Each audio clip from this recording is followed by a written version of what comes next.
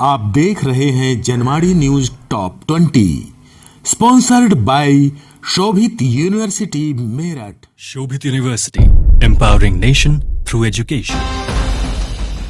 नमस्कार, स्वागत है आपका जनवाड़ी डिजिटल न्यूज की दुनिया में। मैं हूं आपके साथ अजीत आनंद। आइए नजर डालते हैं दिन भर की खास खबरों पर। रूस के स्कूल में गोलीबारी से मचा हड़कंप, 6 की हुई मौत, 20 लोग हुए घायल। मध्य रूस के एक स्कूल में गोलीबारी की खबर से सनसनी फैल गई। रूस की सरकारी समाचार एजेंसी टॉस के अनुसार एक बंदूकधारी ने सोमवार को रूसी शहर इजेवेक्स के एक स्कूल में गोलियां चला दी। मृतकों में बच्चे शामिल हैं। हमलावर ने खुद को भी गोली से उड़ा लिया है। पूर्व कर्मचारी ने किए कई चौंकाने वाले खुलासे। ऋषिकेश के रिजॉर्ट में होता था जिस्म फरोशी व नशे का धंधा। ऋषिकेश के वनंतरा रिजॉर्ट में जिस्म फरोशी और नशे का कारोबार भी चलता था। रिजॉर्ट का संचालक पुलकित आर्य महिला कर्मचारियों पर बुरी नीयत रखता था। वह कर्मचारियों के साथ मारपीट भी करता था। वही वेतन मांगने पर कर्मचारियों पर चोरी का आरोप लगाकर काम से निकाल देता था। रिजॉर्ट में पूर्व में काम करने वाली मेरठ की दंपति ने यह खुलासा किया है। राजस्थान कांग्रेस में मचा घमासान, गहलोत को पायलट मंजूर नहीं। 92 विधायकों ने विधानसभा अध्यक्ष को सौंपा इस्तीफा। राजस्थान कांग्रेस में कुर्सी को लेकर ड्रामेबाजी अब थमने का नाम नहीं ले रही है। अशोक गहलोत को अध्यक्ष पद की दावेदारी सौंपने के बाद सीएम की कुर्सी पर सचिन पायलट को मिलनी चाहिए, लेकिन यह अशोक गहलोत को मंजूर नहीं है। इसका विरोध जताते हुए गहलोत समर्थक 92 विधायकों ने विधानसभा अध्यक्ष को इस्तीफा सौंप दिया है। कमलनाथ को कांग्रेस आला कमान ने दिल्ली बुलाया। गहलोत पायलट के बीच करेंगे मध्यस्थता। राजस्थान के सियासी घटनाक्रम में मध्य प्रदेश के पूर्व मुख्यमंत्री कमलनाथ को कांग्रेस आला कमान ने दिल्ली बुलाया है। कमलनाथ गहलोत और सचिन पायलट गुट के बीच सुलह कराने की कोशिश करेंगे। जयपुर के मैरियट होटल में अशोक गहलोत, खड़गे और माकन की मुलाकात खत्म हो गई है। लखनऊ के इटौजा में हुआ बड़ा हादसा, ट्राली सहित तालाब में कई डूबे, 10 लोगों की हुई मौत, 35 की जान बचाई गई। लखनऊ जिले के इटौजा के असनाहा गद्दीपुरवा में तेज रफ्तार ट्रक ने ट्रैक्टर ट्राली को टक्कर मार दी है। इस हादसे में मुंडन कराने जा रहे लोगों सहित ट्रैक्टर ट्राली तालाब में पलट गई और सभी लोग डूब गए। जिलाधिकारी लखनऊ ने बताया कि अब तक 10 लोगों की मौतों की पुष्टि हुई है। पुलिस ने गोताखोरों व स्थानीय लोगों की मदद से 35 लोगों को सुरक्षित बाहर निकाल लिया है। कई शव बाहर निकाले जा चुके हैं। ऑस्ट्रेलिया को हराने के बाद भारत की बादशाहत बरकरार, दूसरे स्थान पर मौजूद इंग्लैंड से 7 अंक आगे। ऑस्ट्रेलिया के खिलाफ T20 सीरीज में भारत को जीत का फायदा आईसीसी T20 रैंकिंग में भी मिला है। आईसीसी की ताजा रैंकिंग में टीम इंडिया पहले से ही टॉप पर बरकरार है, लेकिन यह सीरीज जीतने के बाद भारत ने दूसरे स्थान पर काबिज इंग्लैंड से अपना फासला और बढ़ा लिया है। हिंदुस्तान की ताकत दिखाने सेशल्स पहुंची INS Sunaina, operation southern readiness में भाग लेगी। आईएनएस सुनैना वार्षिक प्रशिक्षण अभ्यास operation southern readiness of combined maritime forces में भाग लेने के लिए पोर्ट विक्टोरिया सेशल्स पहुंच चुकी है। यह हिंद महासागर क्षेत्र में समुद्री सुरक्षा के लिए भारतीय नौसेना की प्रतिबद्धता को सुदृढ़ करता है। गुलाम नबी आजाद ने नई पार्टी का किया ऐलान, डेमोक्रेटिक आजाद पार्टी रखा नाम। गुलाम नबी आजाद ने आज नई पार्टी का ऐलान कर दिया है। उनकी पार्टी का नाम डेमोक्रेटिक आजाद पार्टी है। आजाद ने पिछले महीने कांग्रेस से अपना 5 दशक से अधिक पुराना नाता तोड़ लिया था। गुलाम नबी आजाद ने अपनी नई डेमोक्रेटिक आजाद पार्टी के झंडे का भी अनावरण किया। एलियन की दुनिया से हो गया संपर्क, अंतरिक्ष से आ रहे रहस्यमयी सिग्नल ने वैज्ञानिकों के होश उड़ाए। अमेरिका और चीन के वैज्ञानिकों ने इस तरह के कई सिग्नल को खोज निकाला है। मैसाचुसेट्स इंस्टीट्यूट ऑफ टेक्नोलॉजी ने भी पुष्टि की है। लास वेगास स्थित यूनिवर्सिटी ऑफ नेवादा की एस्ट्रोफिजिसिस्ट बिंग झांग का कहना है कि इन रेडियो सिग्नल्स ने वैज्ञानिकों के होश उड़ा दिए हैं। सपा नेता आजम खान ने वापस की वायु श्रेणी की सुरक्षा। अब्दुल्ला आजम विधायक का गनर भी लौटा वापस। समाजवादी पार्टी के नेता आजम खान ने अपनी सुरक्षा में तैनात पुलिसकर्मियों को दिल्ली से वापस भेज दिया है। उन्हें वायु श्रेणी की सुरक्षा प्राप्त है।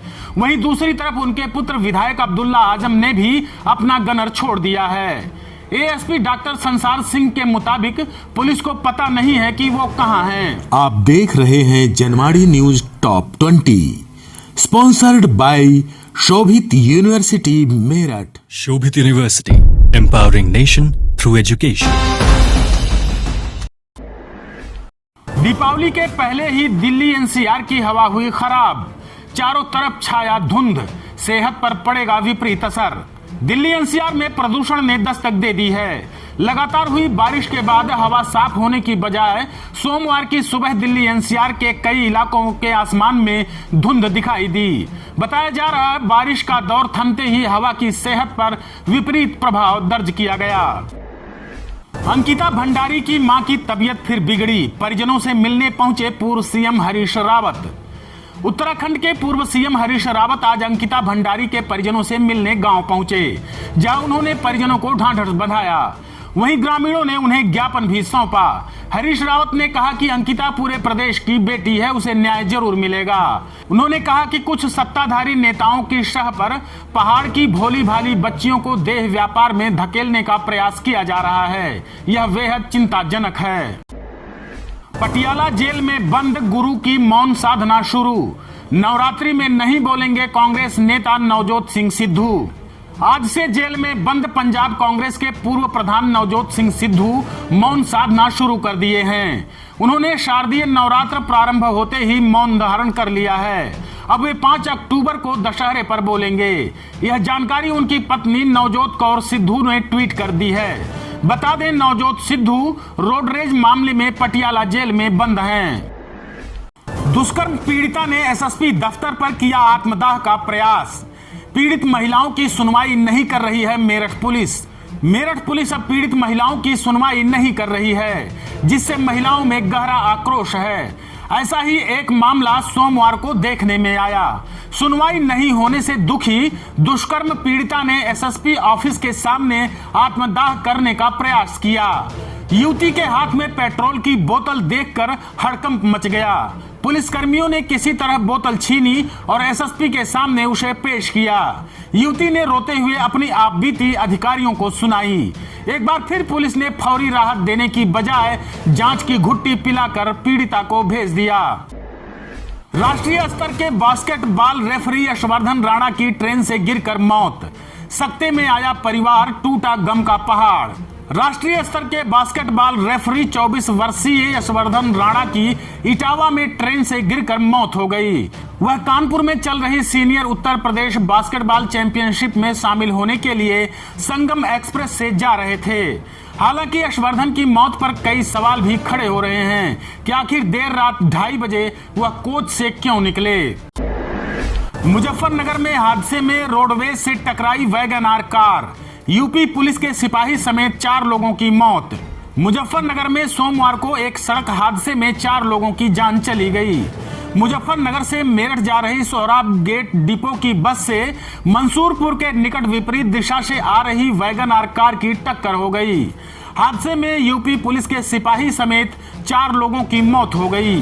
बताया गया कि रोडवेज बस में सवार यात्री भी घायल हुए हैं।